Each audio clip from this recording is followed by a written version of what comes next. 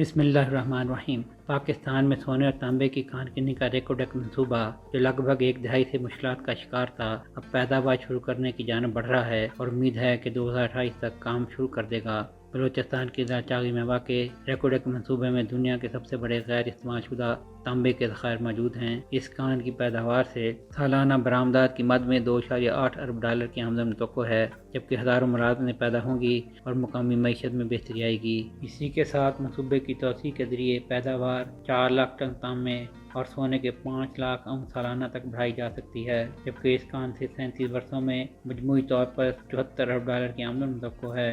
Oil and gas development company limited کی جاری کردہ معلومات کے مطابق ریکوڈک پروجیکٹ 5.5 ارب ڈالر کی ابتدائی سرمایہ کاری کے ساتھ کینیڈا کی کمپنی بیرک گولڈ کے ذریعے بحال کیا گیا ہے اور یہ 2028 تک تانبے اور سونے کی پیداوار شروع کر دے گا۔ OGDCL حکام نے کہا ہے کہ تانبے اور سونے کی ریفائنری کے قیام کے لیے ابھی کوششیں جاری ہیں، جس سے پاکستان کو ویلیو چین کو آگے بڑھانے اور خام مال کی برآمد پر انحصار کم کرنے کا موقع ملے گا، جبکہ سعودی عرب کی کان کن کمپنی منارہ منرلز 1 ارب ڈالر کی ممکنہ سرمایہ کاری کے ساتھ اس منصوبے میں 15% حصہ حاصل کرے گی۔ پاکستان کا کان کنی کا شعبہ تیزی سے غیر ملکی سرمایہ کاری کو راغب کر رہا ہے، کیونکہ عالمی سرمایہ کار ملک کے غیر استعمال شدہ معدنی ذخائر پر نظریں جمائے ہوئے ہیں۔ اپنی بڑی صلاحیت کے باوجود معدنیات کا شعبہ اس وقت پاکستان کی مجموعی قومی پیداوار میں صرف 3.2% کا حصہ ڈالتا ہے اور اس کی برآمدات دنیا کی مجموعی پیداوار کا انتہائی معمولی 0.1% بنتی ہیں۔ تاہم بڑھتی ہوئی تلاش، غیر ملکی سرمایہ کاری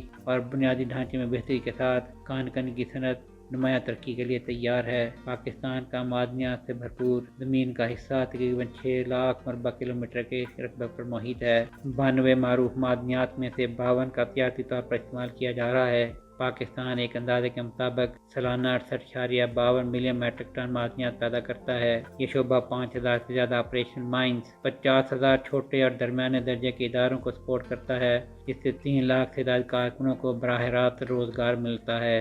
حکام کا یہ بھی کہنا ہے کہ کان کنی کے شعبے کی صلاحیت کو تسلیم کرتے ہوئے حکومت national mineral harmonisation frame work 2025 کو حتمی شکل دے رہی ہے۔ یہ ایک جامع پالیسی ہے جس کا مقصد سرمایہ کاری کو راغب کرنا اور صوبائی اور قومی سطح پر ضوابط کو باقاعدہ بنانا ہے۔ یہ فریم ورک مقامی اور غیر ملکی سرمایہ کاروں کو مراعات فراہم کرے گا، کان کنی کے ضوابط کو ہموار کرے گا اور پبلک پرائیویٹ پارٹنرشپ کو آسان بنائے گا۔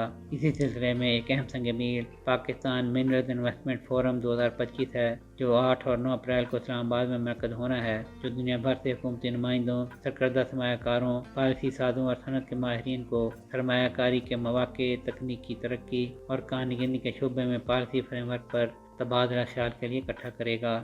سہیل شہریار، آئی پاک TV۔